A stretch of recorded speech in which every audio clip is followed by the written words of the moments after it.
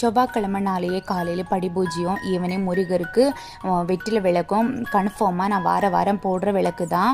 பாப்பாவை ஸ்கூலுக்கு இருந்து கூட்டிகிட்டு வந்துட்டு குளிக்க சொல்லிவிட்டு அவளுக்கு டிஃபன்லாம் ரெடி பண்ணி கொடுத்துட்டு அப்புறம் வெற்றில விளக்குக்கு ரெடி பண்ண ஸ்டார்ட் பண்ணியாச்சு.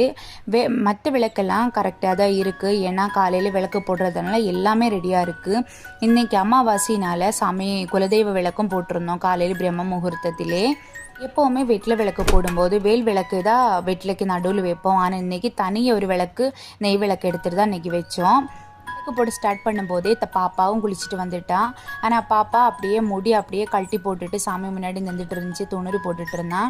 அப்புறம் சொல்லிகிட்டே இப்படி நிற்கக்கூடாது அப்படின்னு சொல்லினால அவள் போய் ஒரு பேண்டை போட்டுட்டு வந்தாச்சு. பாப்பா சூப்பராக சாமி கும்பிடுவான். நாங்கள் பெரியவங்க கும்பிடுறது மாதிரியே கும்பிடுவான். எல்லா நாமமும் ஜெபிக்க தெரியும் பாப்பாவுக்கு. அப்படியே சாமி கும்பிட்டு நான் சாமி கும்பிடும்போது நாமம் ஜெபிக்கிறதுக்கு அவள் தான் மணி அடிச்சுட்டே இருந்தான். அப்புறம் சாமி கும்பிட்டு பாப்பா நாம ஜெபிக்க ஆரம்பித்தாச்சு. அதுக்கப்புறம் தான் நான் இன்றைக்கி நாம ஜெபித்தது. சாமியெல்லாம் கும்பிட்டதுக்கு அப்புறம் 7 மணிக்கு அப்புறம் தான் பாப்பாவுக்கு எக்ஸாம் வேறு படிக்க வைக்கிறதுக்கு ஸ்டார்ட் பண்ணணும். ஏற்கனவே டியூஷனில் படிச்சுட்டு வந்துட்டேன்னு சொன்னாங்க. அதனால சாமி கும்பிட்டு முடித்து புக் எடுக்க ஸ்டார்ட் பண்ணியாச்சு.